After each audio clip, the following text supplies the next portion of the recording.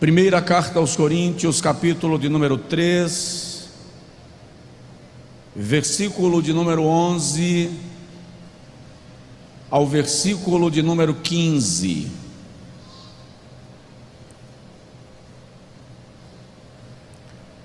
Porque ninguém pode pôr outro fundamento além do que já está posto, o qual é Jesus Cristo. E se alguém sobre este fundamento formar um edifício de ouro, prata, pedras preciosas, madeira, feno, palha, a obra de cada um se manifestará. Na verdade, o dia a declarará, porque pelo fogo será descoberta, e o fogo provará qual seja a obra de cada um. Se a obra que alguém edificou nessa parte permanecer, esse receberá galardão. Se a obra de alguém se queimar, sofrerá detrimento, mas o tal será salvo, todavia, como pelo fogo. Quantos podem dizer amém? Quem já entendeu esse texto na leitura, diga amém. Maravilha, glória a Deus. Coloque a mão no peito assim, por favor, e diga comigo: Senhor Jesus, eu preciso compreender as tuas promessas. Fala comigo, por tua bondade. Amém. Irmãos, eu vou falar nesta noite sobre o tribunal de Cristo. O tribunal de Cristo. Esse assunto é do campo da escatologia. Está relacionado com o arrebatamento da igreja. Jesus vai voltar. Todos os sinais nos apontam que ele voltará, e isto está prestes a acontecer. Jesus vem em breve. Mais de 1.800 referências bíblicas, diretas e ou indiretas, afirmam e reafirmam que Jesus vai voltar para arrebatar a sua igreja. A Bíblia fala da segunda vinda de Jesus 8 vezes mais do que falou ou fala da sua primeira vinda, o que indica que ele vai voltar. Estamos vivendo o tempo que nos escritos de João e de Paulo são chamados de a última hora. Nós estamos vivendo a última hora. O espírito do anticristo já rege, já se manifesta e já age abertamente no mundo da nossa geração e da nossa dispensação. O relógio de Deus já está em contagem regressiva para a meia-noite profética. A Bíblia Sagrada diz que a noiva já se preparou. Apocalipse 19:7 diz: a noiva já se ataviou.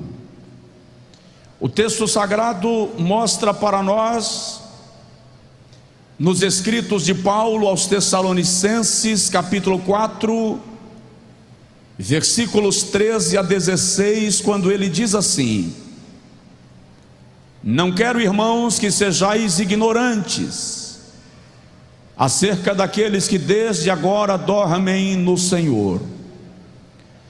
Porque se cremos que Jesus ressuscitou dentre os mortos, também cremos que aqueles que desde agora dormem no Senhor, Deus os tornará a trazer com eles.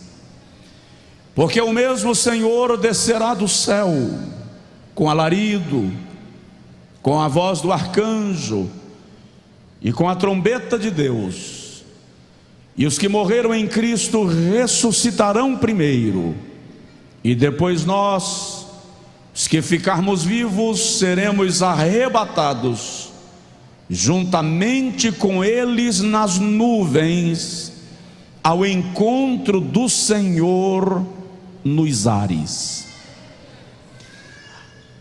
A profecia da vinda de Jesus, agora narrada por Paulo, aponta para o fato de que aqueles que dormem ou morrem no Senhor, um dia hão de ressuscitar. Na palavra pastoral desta noite, eu não quero ater-me ao arrebatamento da igreja.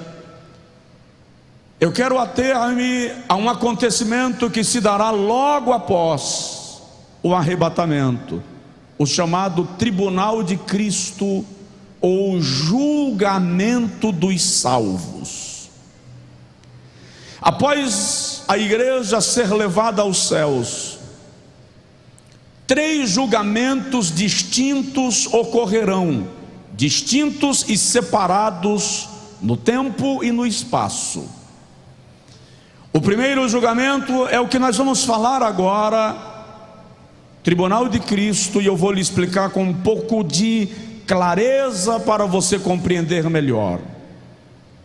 O segundo julgamento ocorrerá depois da grande tribulação, antes de ser estabelecido o reino milenial de Cristo, e se chama juízo das nações. Eu vou falar dele na próxima Santa Ceia, na Santa Ceia de janeiro. Então você anota este de hoje e guarda para dar sequência na Santa Ceia de janeiro. O terceiro julgamento que ocorrerá depois do arrebatamento da igreja, depois do juízo das nações, depois do milênio, é o chamado juízo final, ou juízo do grande trono branco.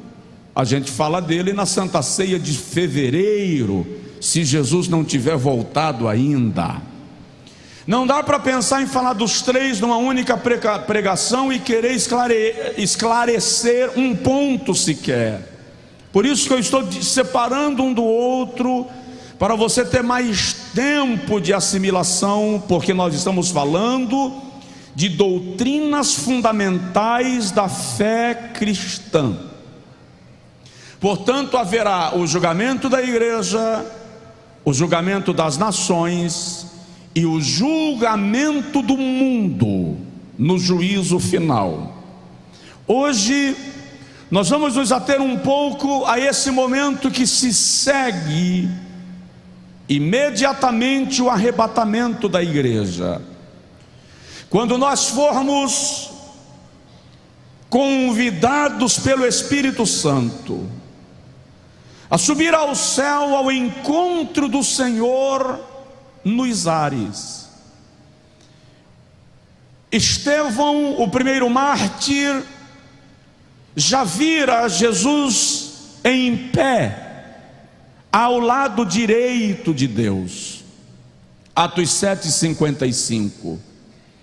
Noutros textos, a exemplo do texto de Paulo a Timóteo, capítulo 3, ele diz que Jesus foi assunto aos céus e está assentado à direita de Deus. De acordo com palavras do próprio Jesus, quando chegar o momento do arrebatamento da igreja, ele mesmo se levantará do trono do seu Pai, onde está sentado. Mateus 24 e 27 diz que ele, como um relâmpago, atravessará o céu e se colocará em algum lugar do espaço para receber a sua noiva, a sua igreja, que será levada ao céu pelo Espírito Santo, atraída pela presença do noivo amado. Jesus vem.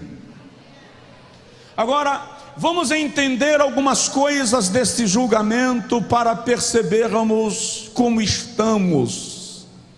Primeiro, eu preciso pontuar contigo sobre o julgamento para quem e para quê. Sobre o julgamento para quem e para quê. Estamos falando do tribunal de Cristo. Não confunda com o juízo final. Aqui a igreja foi arrebatada. Ela ainda não terá entrado nas mansões celestiais. Se encontrará com Jesus para ser galardoada. O tribunal de Cristo é o julgamento das nossas obras para galardão. É o julgamento das nossas obras para recompensa. Só serão julgados no tribunal de Cristo os salvos. Lá ninguém será julgado para ser devolvido à terra, porque se foram arrebatados, adentrarão as mansões celestiais. A Bíblia diz, primeira carta de Paulo aos Coríntios, capítulo 1, versículo 8, que o Senhor nos confirmará até o dia de Cristo, ou até o dia do tribunal de Cristo.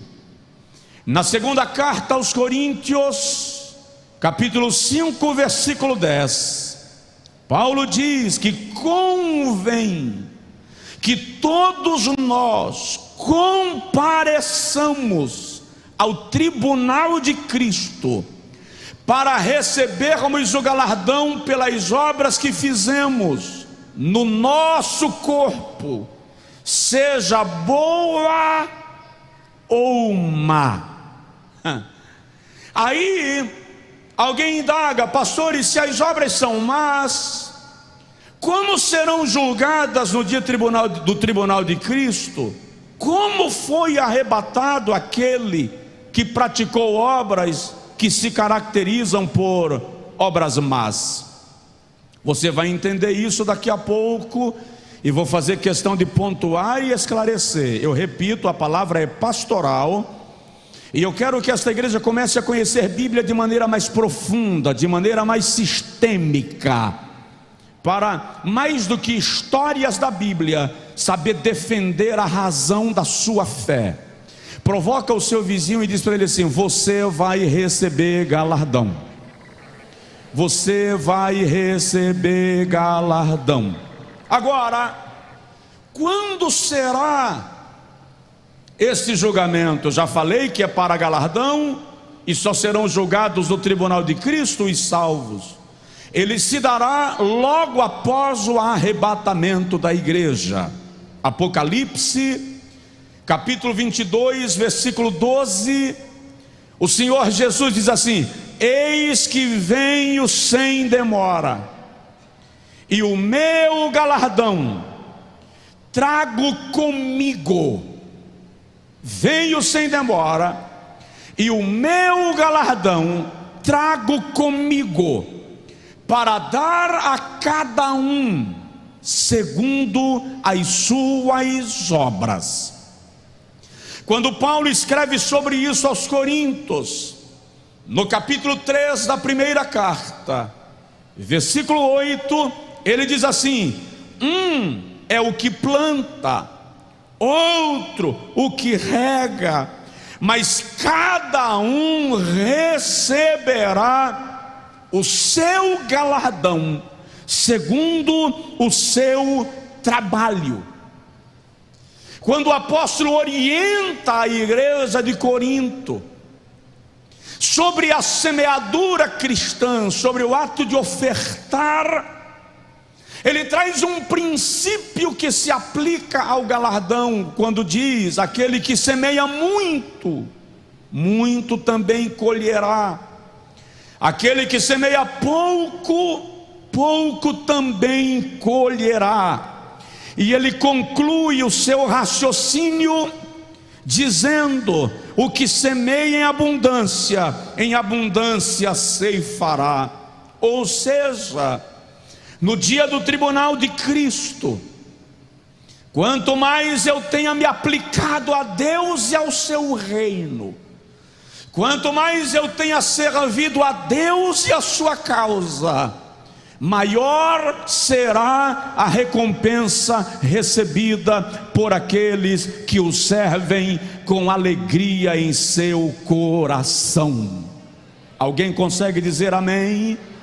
Agora preste atenção, Paulo escrevendo aos Colossenses, no capítulo de número 3, versículo 23 e 24, diz assim, Colossenses 3 e 24, Paulo informa e orienta: e tudo quanto fizerdes, fazei-o de todo o coração, como ao Senhor e não aos homens, sabendo que recebereis do Senhor o galardão. Então o julgamento será para os salvos, para a recompensa, logo após o arrebatamento da igreja. Provoca o irmão do seu lado e diz para ele assim: quero te ver lá. Quero te ver lá. Segunda pontuação que eu quero trazer sobre o arrebatamento, sobre o tribunal de Cristo, é quando será, visto que Paulo estabelece, menciona, será logo após o arrebatamento, mas quem será o juiz? Quem vai julgar as nossas obras? Olha para mim, o próprio Jesus. A Bíblia diz, João 5:22, que o Senhor entregou, que o Pai entregou ao Filho o poder de julgar todas as coisas. Ele mesmo estará julgando a minha pregação de hoje à noite, o seu culto, o nosso culto, aquilo que fazemos para Ele, será posto diante do Senhor para ser julgado. O apóstolo Paulo diz assim, 2 Timóteo 4:8: desde agora a coroa da justiça me está guardada, a qual o justo juiz me dará, não somente a mim, mas a todos os que amarem a sua vinda. Sabe o que isso significa? É o próprio Jesus que vai chegar perto de você e vai colocar a coroa sobre a tua cabeça, te galardoando por aquilo que você fez para Ele na sua obra. Só quem pode dar glória a Deus faça, só quem crê faça. Quem não crê fica calado, porque sem fé fica complicado. Mas se você crê, pode agradecer a Deus com gratidão. Aleluia. Deixa eu agilizar um pouco. Primeira pergunta que eu fiz dentro do contexto é sobre o julgamento: quando será e para quê? A segunda, quem é o juiz? A terceira observação que quero trazer sobre o tribunal de Cristo é sobre a precisão do julgamento. Existe margem de erro? Existe possibilidade de alguém receber mais do que de fato produziu? Não. Por quê? Primeiro, porque Ele é justo na sua essência. Ele é a própria justiça. E vai ter um detalhe que você vai ler comigo, se a sua Bíblia estiver aberta, no texto que lemos inicialmente. As nossas obras, 1 aos Coríntios capítulo 3, as nossas obras serão postas diante dele, sob a forma de 6 materiais diferentes: ouro, diga comigo, ouro, prata, pedras preciosas, madeira, feno, palha. Tudo que eu fiz para Deus estará sobre a mesa, sob a forma desses 6 materiais. E o Espírito de Deus, que é o fogo da presença de Deus, é quem vai incendiar as nossas obras. O próprio fogo do Espírito, diz o versículo de número 13: o fogo a provará e a revelará e declarará qual delas sobrevive ao teste do fogo. E aí Paulo diz no versículo 14: se alguém edificar uma obra e ela permanecer, o tal receberá galardão. Depois que o fogo do Espírito incendiar, se ela permanecer, haverá galardão. Versículo 15: se ela não permanecer, o tal não receberá galardão. Aí Paulo diz assim, isso aqui é uma das polêmicas da teologia, quando Paulo diz: todavia o tal será salvo como pelo fogo. O que Paulo está dizendo, que salvação e galardão são coisas distintas. Tem gente que será salvo, mas não receberá galardão. Tem gente que será salvo e receberá galardão. Eu quero te lembrar isso: no céu há privilégios, privilégios para aqueles que, além de salvos, venceram as tentações, suportaram as provações, se submeteram à vontade plena de Deus. Não apenas chegarão lá, mas serão coroados pelo Senhor por causa da sua perseverança. Aleluia! Então observe que o próprio Espírito Santo é quem vai provar se as obras serão galardoadas. Agora, o que representam estas obras? Em ouro ou em palha? Em prata ou em feno? Em pedras preciosas ou em palha? O que elas significam? Eu disse no início, para quem chegou depois da pregação, que esta noite a palavra será estritamente pastoral. O Espírito Santo me trouxe esta tarde esta palavra para nos confrontar. Por isso que eu perguntei quem entendeu o texto que havia sido lido, porque desde a hora que eu cheguei da escola bíblica eu sentei para ler, para estudar, para bisbilhotar, para folhear a Bíblia, buscar entender, procurar algumas anotações antigas que a caneta já borrou da idade e do tempo, mas no intuito de compreender e trazer para você que há galardão, há coroa, há privilégios, e te dizer que vale a pena esperar a vinda de Jesus. Vale a pena sobreviver às provações. Vale a pena sobreviver às tentações. Vale a pena servir a Cristo nesse mundo que se perdeu, mas a noiva do Cordeiro está aliançada com aquele que morreu na cruz do Calvário por nós. Então vamos lá.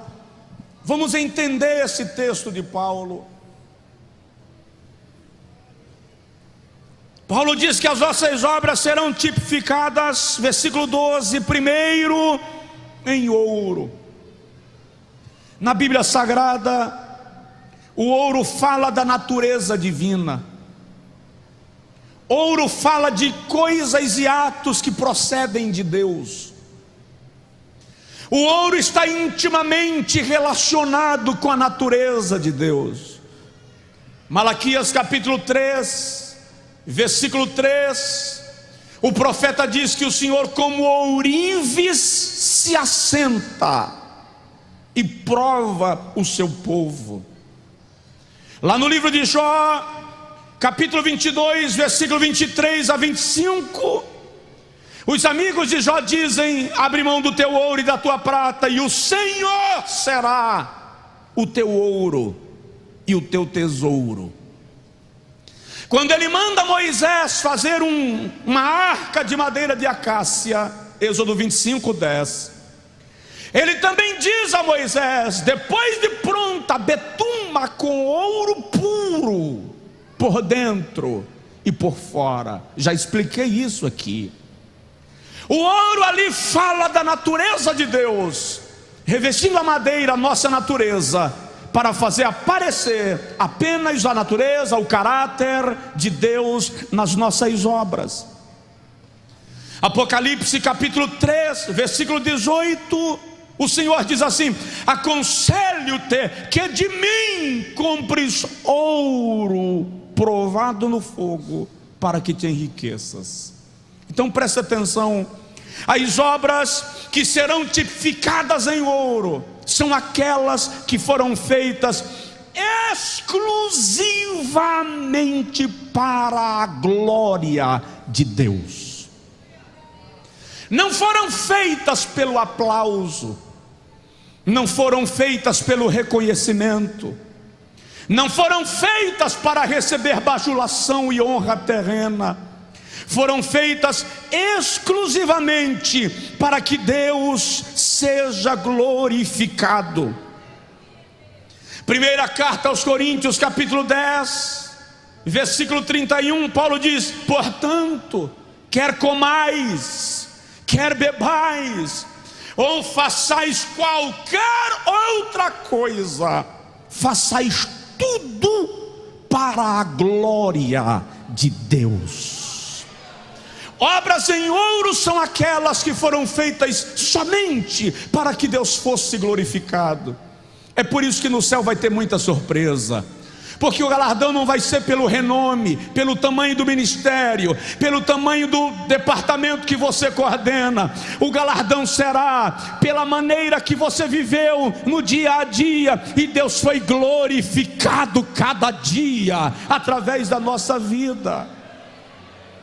Aleluia, glória a Deus. Está claro que aqueles que fazem as suas obras em Deus, elas serão apresentadas como ouro, não obras realizadas pela pura e estrita capacidade humana, em comunhão com Deus. Aqueles que desenvolveram seus talentos para Deus, que decidiram que a sua maneira de vestir, de comer, de negociar, de viver, de se relacionar, pessoas que fizeram disso uma meta, ou isto glorifica a Deus ou não me serve, estas são obras que serão tipificadas em ouro. Por quê? Porque eu e você fomos feitos, criados, edificados, salvos e plantados para a glória de Deus. Aquilo que na minha vida e na sua vida não glorifica a Deus não serve para nós. Pergunta ao seu vizinho: a sua vida glorifica a Deus? A sua vida glorifica a Deus? Eu estou lhe chamando para o tribunal de Cristo. Agora você só está diante de um pregador. Agora você só está diante de um pregador. Quando terminar o culto, você levanta e vai embora. E se você não gostar muito da minha pregação, você levanta no meio dela e vai embora. Mas naquele dia nós estaremos diante dos olhos de chamas de fogo, os olhos que tudo veem, os olhos de quem nada se esconde, de quem nada passa desapercebido. Ele é o justo juiz. Hoje eu canto e a multidão aplaude, eu prego e a multidão reconhece, eu ensino e os aprendizes reconhecem. Mas naquele dia a questão não é se eu fui aplaudido aqui, é se Deus foi glorificado lá.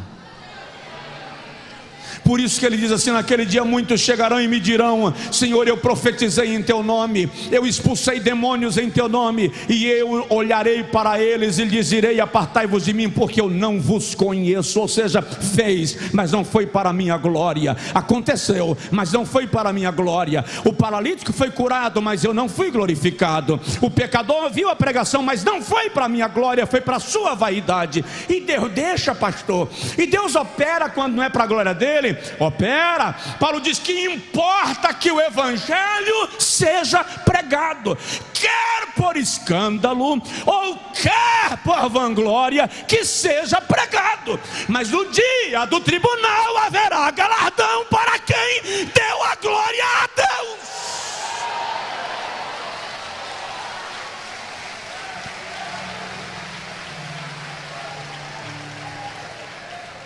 Então ninguém se engane.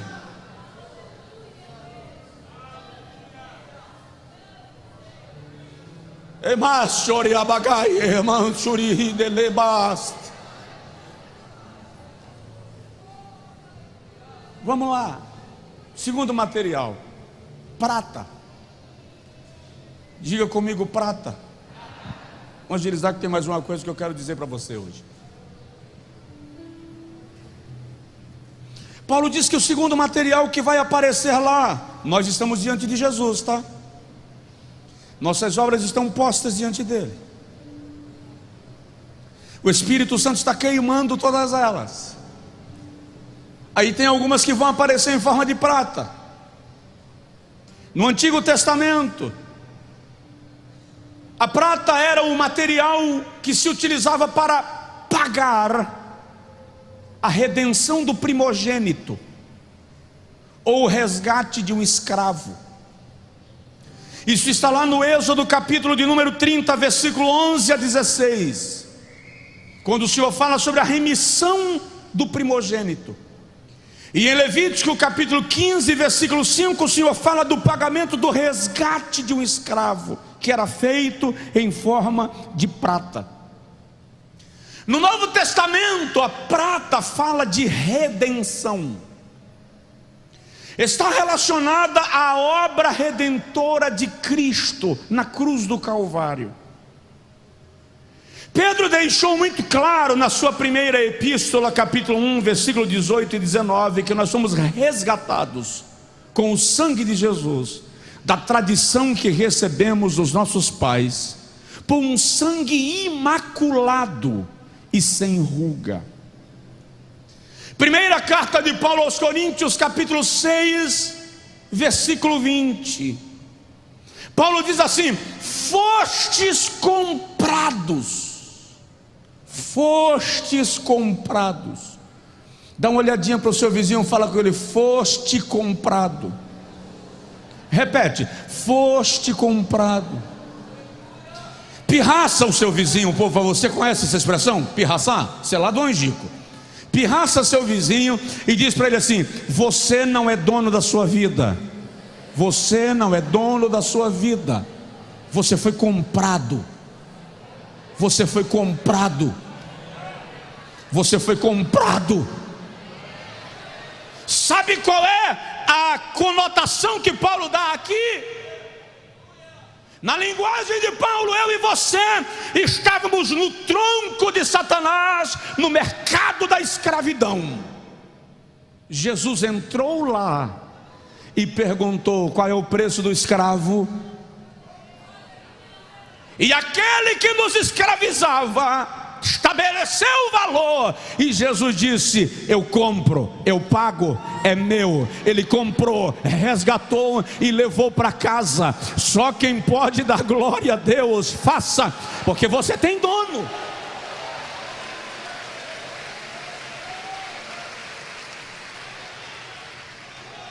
Agora preste atenção: as obras que aparecerão em prata são obras que foram realizadas exclusivamente pela fé em Cristo Jesus.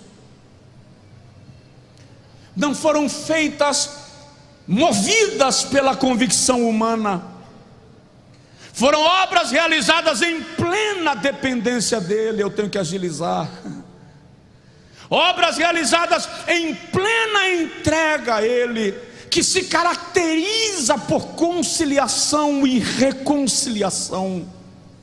São obras feitas em nome de Jesus. Em meu nome expulsarão. Marcos 16, 17. Em meu nome falarão novas línguas.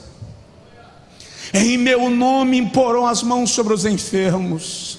Em meu nome ensinarão as pessoas de todas as nações.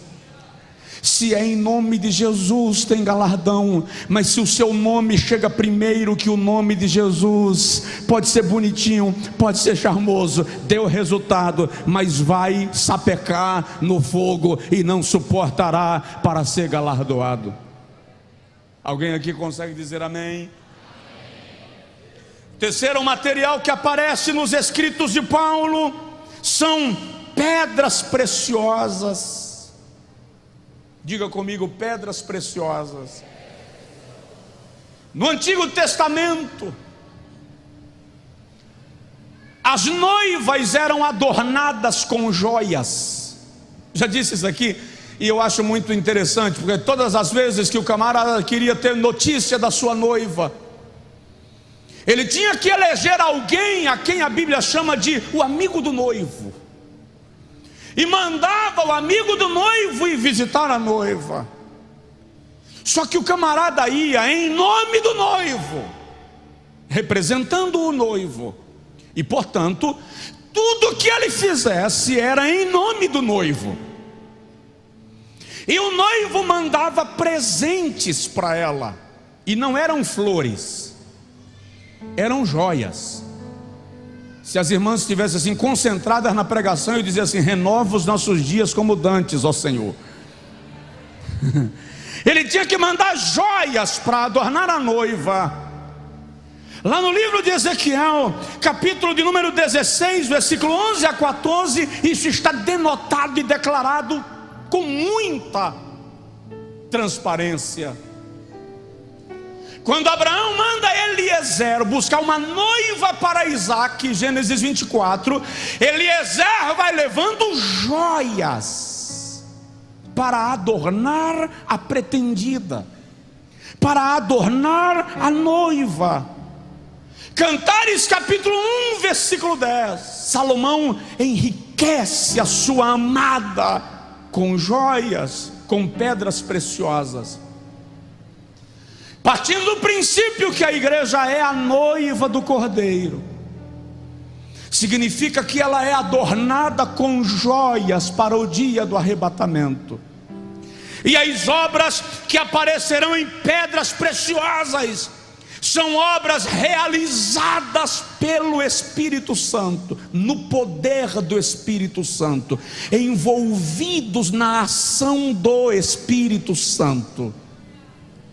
A Bíblia Sagrada diz para nós, em Filipenses capítulo 3, versículo 3, Paulo diz assim: porque a circuncisão somos nós, que servimos a Deus em espírito, obras realizadas no Espírito, feitas no poder do Espírito Santo.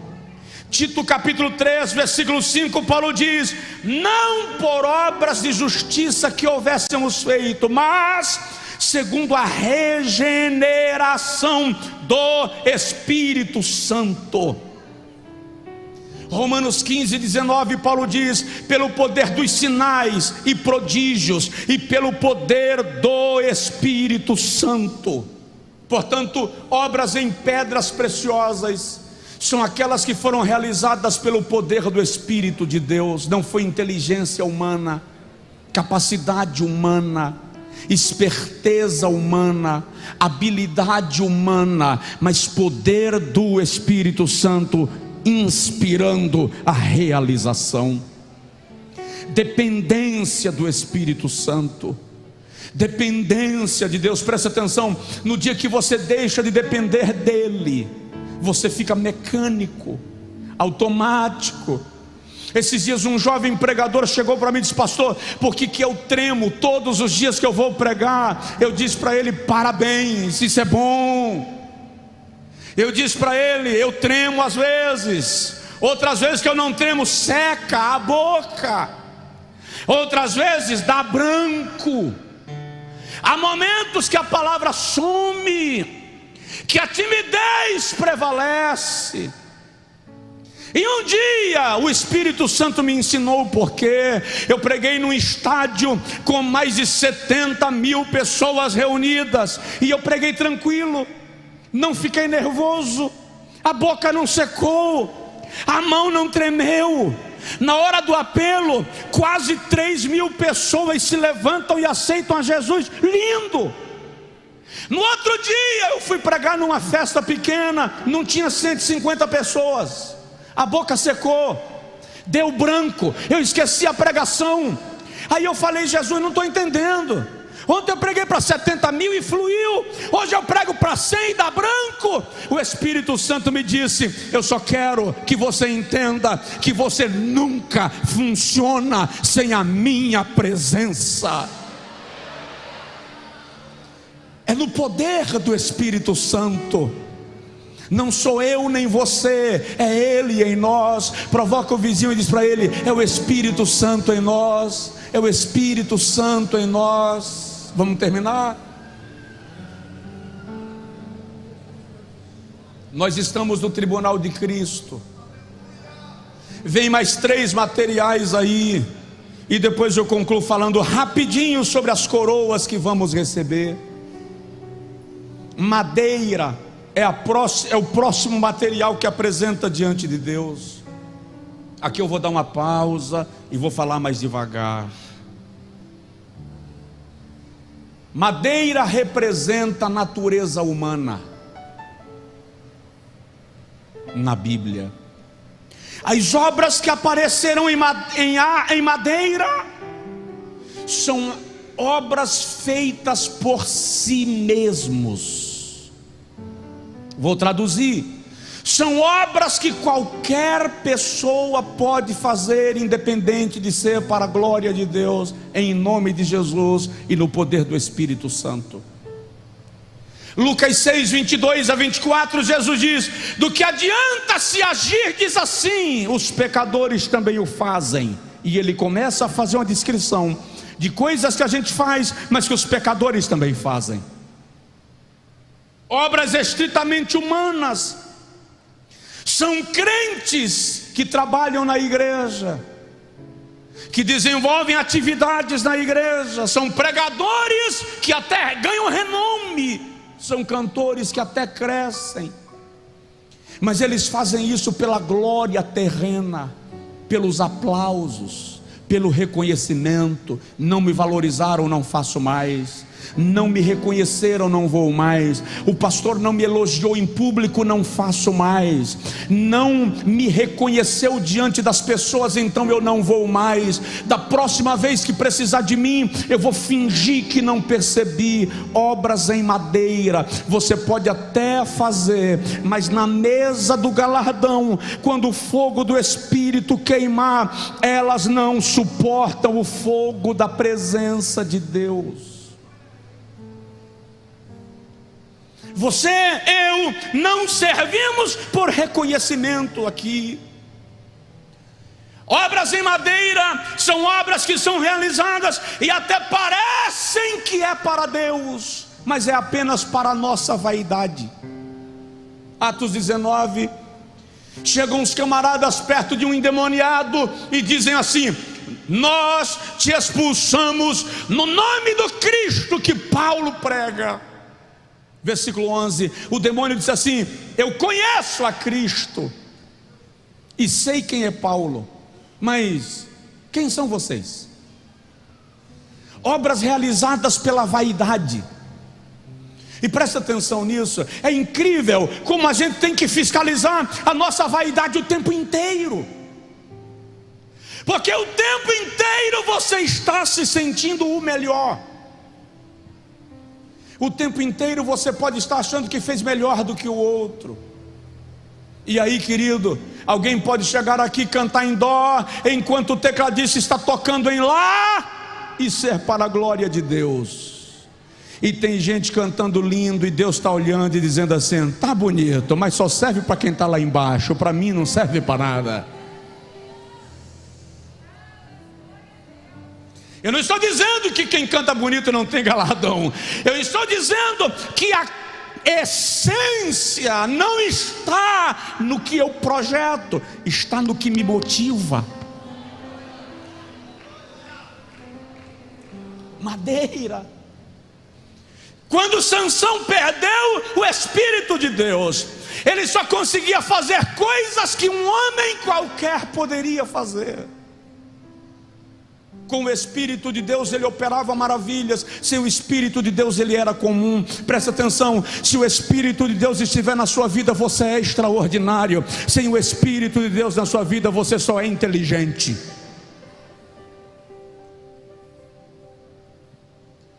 Depois da madeira, Paulo vem e descreve feno. Estamos no tribunal de Cristo. O Rei dos Reis está esperando a aprovação das obras para nos galardoar. Elas estão queimando. Agora vem feno. Algumas obras nossas vão aparecer em feno, que representam obras aparentes, sem consistência.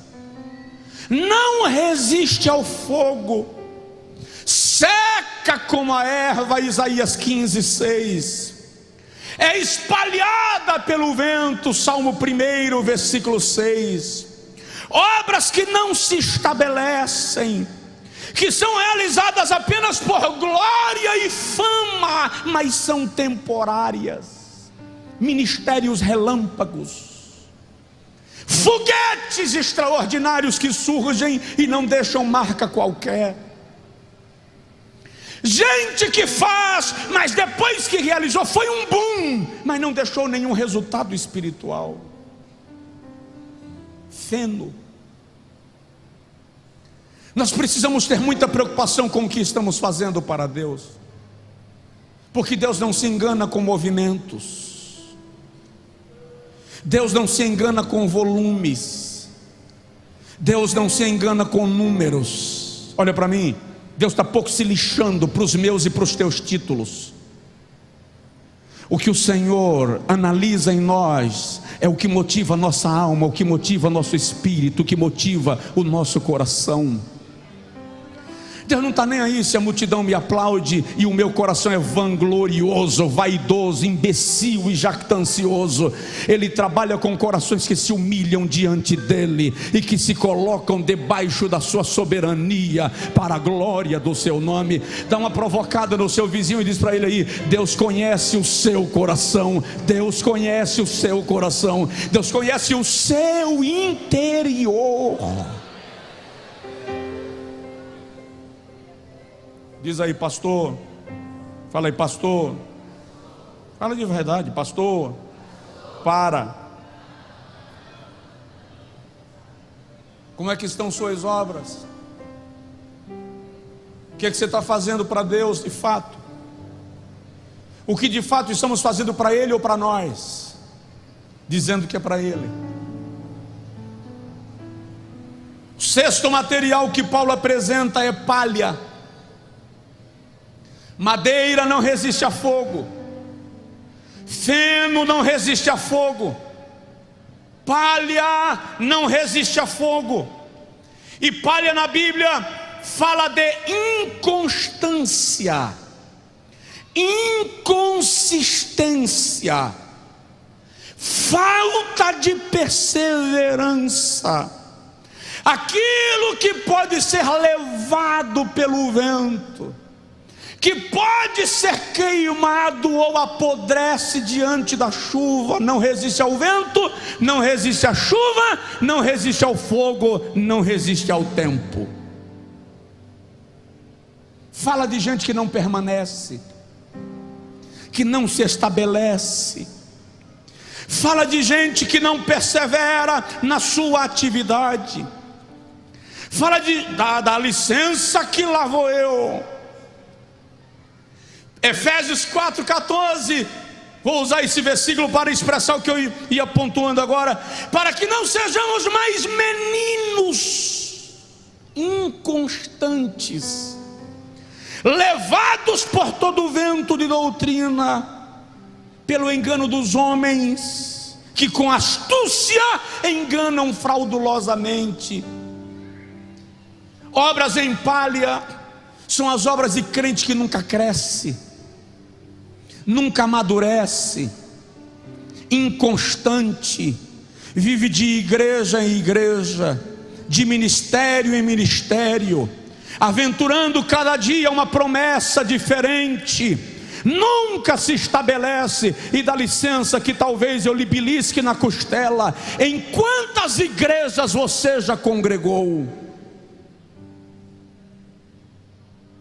Lá vai mais uma pergunta chata: e quanto tempo você pretende permanecer nessa?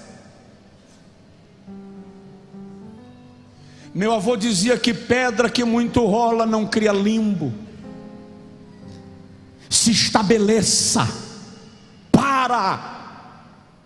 Lembro agora de um pastor que o membro da igreja chegou para ele e disse assim: pastor, vou mudar de igreja, quero a minha carta. E o pastor disse: mas por quê? Essa é a pergunta que todo pastor faz. Por quê?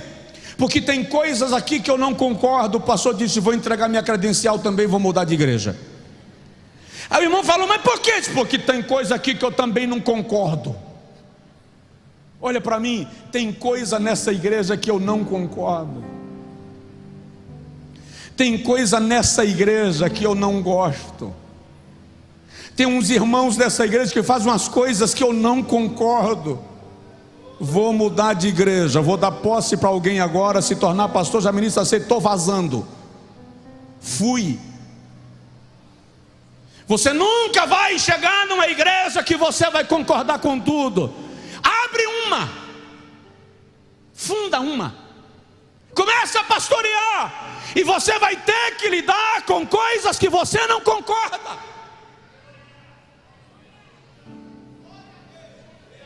O tempo inteiro. Lembro de outro pastor que o irmão chegou e disse: estou indo embora, não vou congregar mais aqui. Mas por quê? Porque irmão fulano é assim, irmã fulano é assim, irmã Beltrano é assim. O pastor disse: espera um pouquinho, pega uma vasilha com água ali. Camarada pegou um copo com água, o pastor encheu até transbordar e disse para ele: agora circula a igreja e não deixa derramar nenhuma gota. Corre em torno da igreja e não deixe derramar nenhuma gota, que eu vou atrás. E o irmão está correndo com a vasilha de água e não pode deixar cair. Quando ele chegou e disse, o pastor perguntou: caiu? Não. Você viu alguma coisa que estava acontecendo? Não, senhor. Vi uns meninos brincando de gude ali atrás? Não vi, não, senhor. Viu 2 diáconos conversando na hora da pregação? Também não viu. Você viu aquela irmã que estava com a roupa indecente? Não vi também não. Sabe por quê? Porque quando você está ocupado, você não tem tempo para ver o defeito dos outros.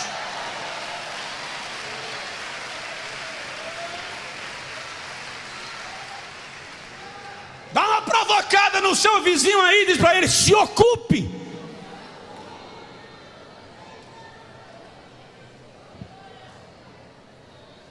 Faça alguma coisa na igreja, faça algo para que ela cresça, faça algo para que Jesus seja glorificado. Evangelize, cuide de criança, se envolva com adolescentes, cuide de jovens, seja diácono, ajude a varrer, arrume a casa, organize estacionamento, venha para música, venha pregar, se envolva com o reino de Deus, e o reino de Deus se envolve com você.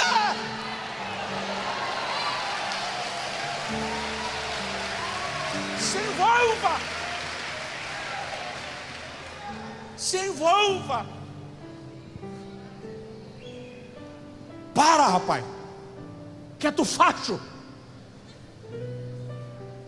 Quando seus meninos crescerem, eles não terão um pastor como referência, porque você não para. Não terão uma igreja como referência, porque você não para. Quieta. Puxa a trava de mão. Quer saber? Lá na sua casa tem coisa que você não concorda. E aí, derruba a casa.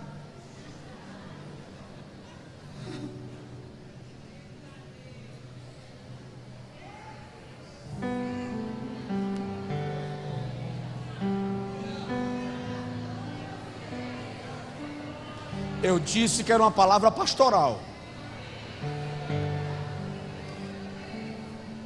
Eu não estou hoje à noite pregando como pregador, estou pregando como pastor.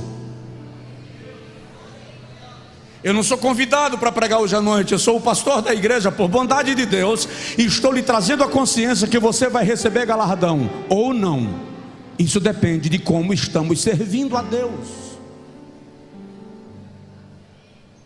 Eu vou terminar. Diga assim: graças a Deus.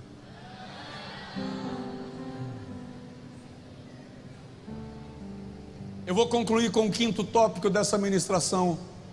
Só te lembrando muito rapidamente, em 10 minutos eu faço.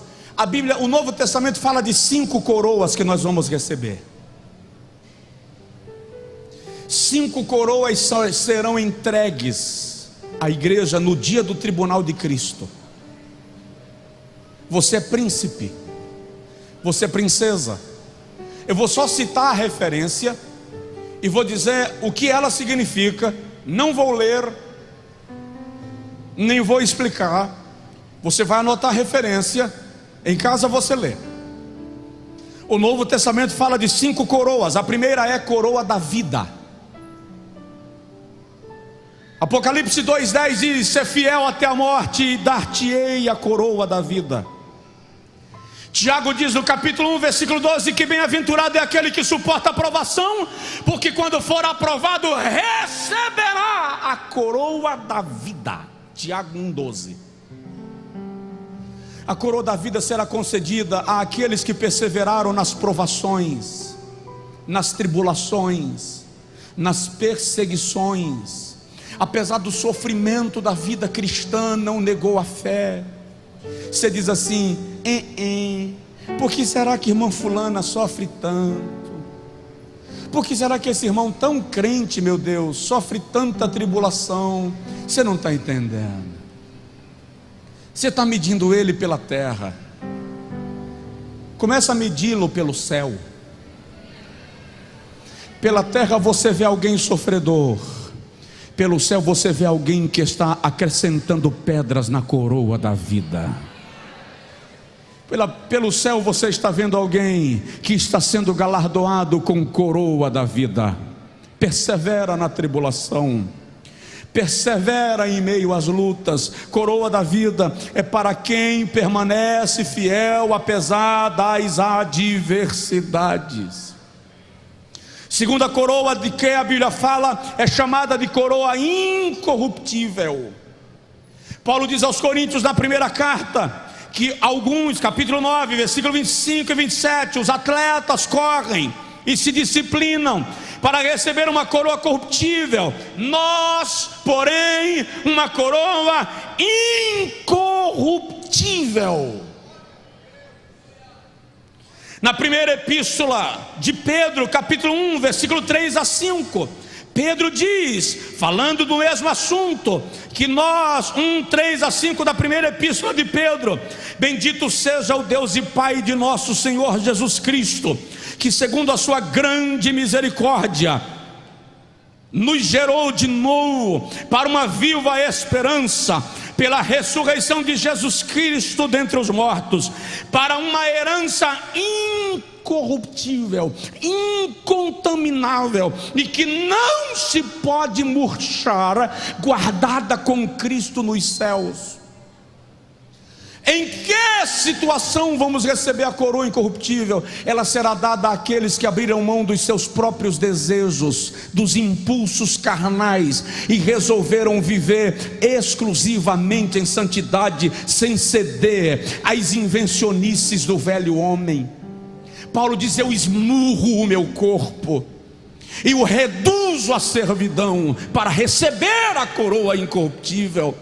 Então, cada vez que você suplanta a tentação, cada vez que você diz não a si mesmo, a coroa incorruptível lhe é preservada, lhe é direcionada. Pedras, privilégios lhe são agregados. Provoca o vizinho e diz para ele assim: vença a si mesmo. A terceira coroa de qual a Bíblia fala é coroa de alegria, ou coroa da alegria. Primeira carta de Paulo aos Tessalonicenses, capítulo 2, versículo 19, ele diz: pois quem é a nossa esperança, ou alegria, ou coroa de exultação, de exultamento, de gozo, na presença do Senhor Jesus em sua vinda? Não sois vós? A coroa da alegria será dada para ganhadores de almas, para aqueles que evangelizam e ganham almas para Deus. A coroa da alegria será dada para aqueles que cumprem o ID de Jesus. A coroa da alegria será dada a você que evangeliza na sua escola, na sua faculdade, no seu trabalho, no coletivo que você usa para ir ao trabalho e voltar do trabalho, para aqueles que evangelizam o vizinho, para aqueles que pregam e Jesus salva. Coroa de alegria. O que você está esperando? Comece a falar de Jesus hoje. Hoje.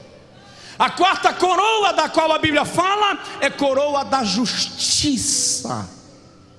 Paulo diz a Timóteo, segunda carta 4:8: já estou sendo oferecido por aspersão de sacrifício, o tempo da minha partida está próximo. Versículo 6: combati o bom combate, acabei a carreira, guardei a fé. Versículo 7: e desde agora a coroa da justiça me está guardada a mim. Versículo 8: e não somente a mim, mas a todos os que amam a vinda do Senhor. A coroa da justiça será dada para aquele irmão que não se concentrou em nenhum momento nas coisas daqui, porque seu foco é o céu. Vem Jesus, volta logo Jesus. Abriu mão de pecar porque queria que Jesus voltasse logo. Evangelizou porque quer que Jesus venha logo. Adora a Deus porque quer que Jesus venha logo. É para aqueles que estão ansiosos pela sua vinda, que estão dizendo: vem depressa, amado meu.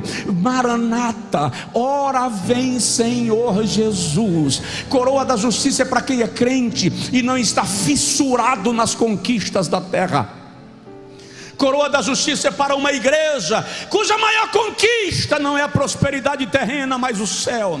É para uma igreja que não se alegra na terra, mas no céu. Estamos vivendo uma geração que, se Jesus fizesse um plebiscito perguntando quantos querem que eu volte hoje, é capaz de a própria igreja votar e dizer: não volta agora não, Jesus, segura mais um pouquinho, falta minha faculdade. Outro dia eu disse, conversando com um casal de noivos, marcando o casamento, ele disse a data, eu falei: se Jesus não voltar antes. Ele disse: não, pastor, pelo amor de Deus, deixa eu casar primeiro. Ou seja, as nossas coisas daqui são mais importantes que a vinda de Jesus. Agora, ô noiva do Cordeiro, olha para mim, noiva do Cordeiro. Olha para mim, noiva do Cordeiro. Nada é mais importante para a noiva do Cordeiro do que a chegada do noivo. Nada é mais importante para a igreja do que a vinda de Jesus. Nenhuma expectativa nos alegra mais do que a expectativa da nova Jerusalém. Nada nos inquieta mais do que o desejo de estar com Ele, porque aqui nós o adoramos pela fé, mas naquele dia nós o veremos como Ele é, e o adoraremos face a face.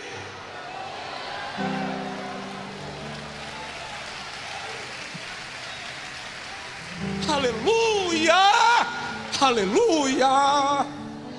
A quinta coroa, e eu encerro: coroa de glória.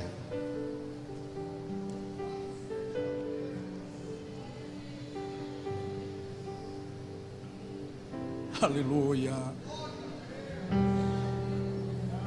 Eu vou virar para cá, por favor. Diáconos,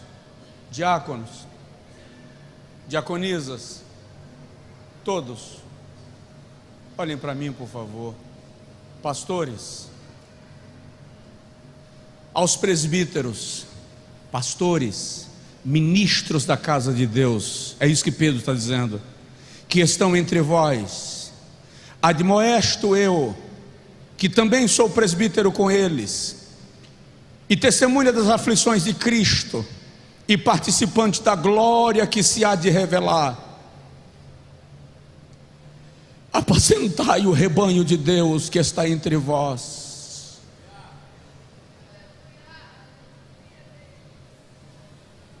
Tendo cuidado do rebanho, não machucando as ovelhas, nem sendo violento com elas, não movidos por ganância, mas com o ânimo pronto. Nem pastoreeis o rebanho do Senhor como se fosse vosso, propriedade vossa, porque é herança de Deus, mas servindo de exemplo no trato para o rebanho. E quando apareceu o sumo pastor, o pastor presidente, aquele que de fato é chefe, o pastor sênior ou sênior pastor, aquele que é líder nosso, Pedro diz: alcançareis a incorruptível coroa de glória. A dádiva de pastorear não está no status daqui, não está no que alguns vaidosos pensam que é 1 Pedro 5, de 1 a 4, para quem está anotando, não está no fato de alguns pensarem que são donos das ovelhas e se apoderarem delas. A dádiva do ato pastoral é saber que nós nos tornamos participantes do ministério de Jesus Cristo, que é o sumo pastor. Senhores diáconos, cuidar do rebanho do Senhor com zelo. Pedro diz: sem violência, sem machucar as ovelhas do Senhor, tratando-as com desvelo. Isso não é só uma questão de educação, isso é uma questão de galardão. Sabendo que a ovelha não é minha nem tua, é do Senhor. Cada vez que eu trato bem a ovelha, o dono dela viu, e a coroa da glória me é reservada. Cada vez que eu cuido do rebanho com amor e por amor, a coroa da glória me é reservada. Pastores, obreiros santos, diáconos, diaconisas, cuidar bem do rebanho não é só uma questão de ética ministerial, não é só uma questão de ética postural, é uma questão de aliança com quem nos chamou. Jesus disse a Pedro: apacenta os meus cordeirinhos, apacenta as minhas ovelhas. Por cada noite mal dormida, por cada aconselhamento dado, por cada ato de ingratidão que o ministério nos reserva, por cada frustração que o ministério nos impõe, por cada vez que não somos entendidos ou compreendidos, pela arte de ter que agradar a gregos e troianos, mas cuidando do rebanho do Senhor como sendo do Senhor. A coroa de glória é para pastores e obreiros que cuidam do rebanho do Senhor.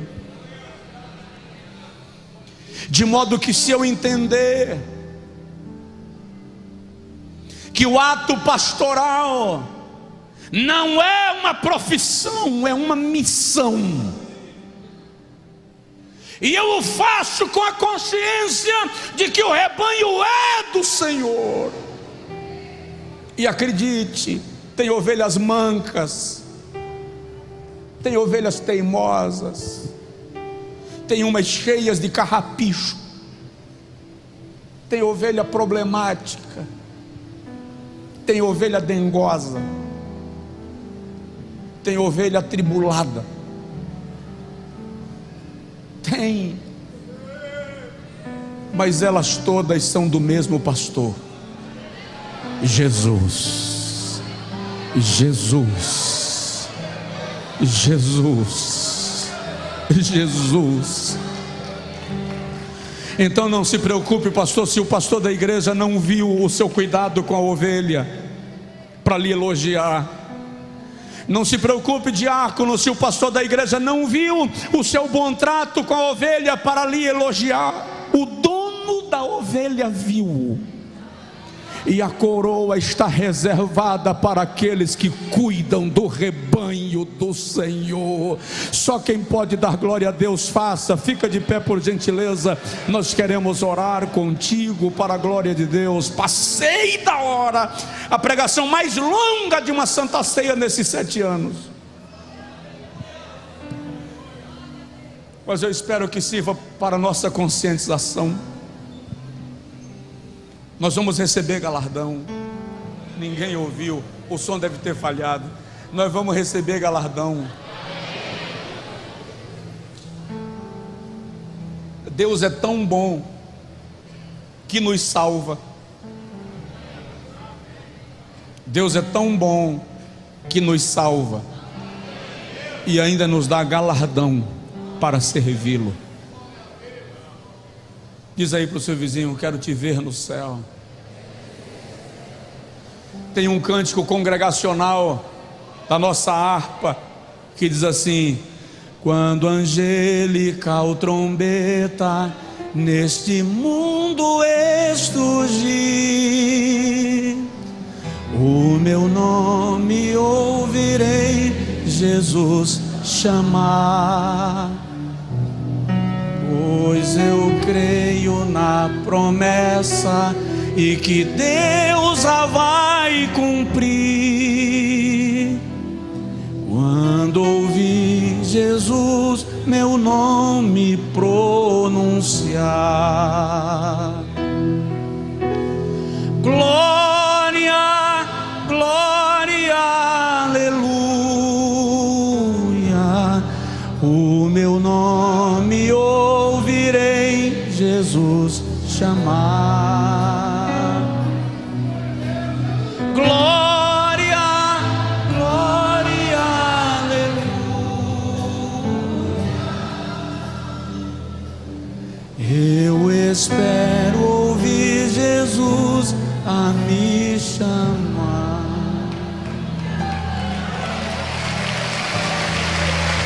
Você vai ser coroado. Eu quero concluir orando.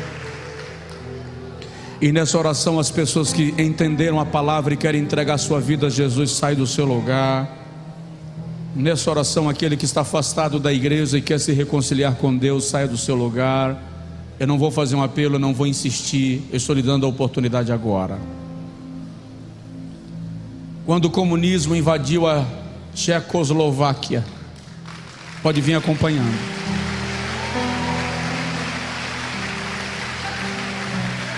Olhe para mim. Quando o comunismo invadiu a Tchecoslováquia, muitos pastores foram mortos, muitos cristãos foram torturados e assassinados, muitos foram enterrados vivos em valas coletivas. E contas um depoimento que uma fila de cristãos estava de pé para serem jogados vivos nas valas e serem soterrados, e um comandante caminhava entre eles e dizia: se alguém quiser negar a Cristo, saia da fileira e preserve a sua vida. E o testemunho diz que o pastor da igreja, sob pressão, decidiu não morrer por Jesus e disse: eu saio da fileira, eu preservo a minha vida. E ele saiu da fila. Quando ele saiu da fila, o comandante da operação, que estava numa plataforma superior observando quem se manifestaria, O comandante desceu e disse: eu vou ocupar o lugar dele. E o subordinado disse: comandante, como? Por quê? E o comandante disse: quando ele saiu da fila, eu vi a linda coroa que saiu da cabeça dele, e eu quero essa coroa para mim. Conta-se de um irmão muito pobre que foi participar de um culto numa igreja de convicções muito ortodoxas, tradicionais. Era a inauguração de uma grande catedral, e o irmãozinho foi, e na hora da pregação o pastor começou a dizer: no céu nós teremos uma coroa de glória. E o irmão gritou lá: glória a Jesus. O diácono chegou perto dele e disse: irmão, glorifica baixo, que aqui a gente não dá glória a Deus em alta voz. O irmão pediu desculpa, mas o pastor continuava pregando e disse: no céu nós teremos uma veste talar resplandecente. O irmão não aguentou e disse: aleluia. O diácono chegou lá de novo e disse: meu irmão, eu já falei com você, aqui a gente dá glória a Deus baixinho, só no espírito, irmãos, me perdoe. Aí o pastor continuou pregando e disse: no céu o Senhor tem para nós um palácio de ouro puro. Foi demais. Aí o irmão não aguentou, o irmão soltou aquela rasgada de línguas estranhas. Quando ele viu que tinha quebrado a regra de novo, ele saiu discretamente, foi lá para fora.